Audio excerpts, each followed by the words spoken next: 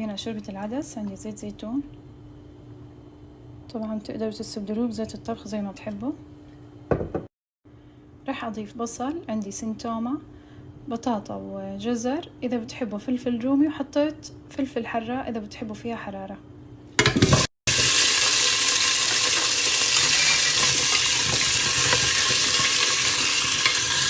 راح نقلبهم سوا. راح اضيف العدس بعد ما غسلته طبعا صفيته.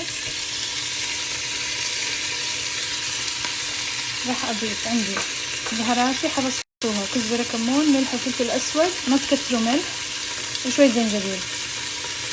ما راح نكتر ملح لانه بس تستوي ونهرسها راح نحط برد شوربة الشعرية ماجي، وراح بعدين نخليها تستوي. طبعا راح اضيف المية، اضغطها 10 دقايق بالضبط، 10 دقايق تصير عندي جاهزة، وبعدين نهرسها ونحط الشوربة.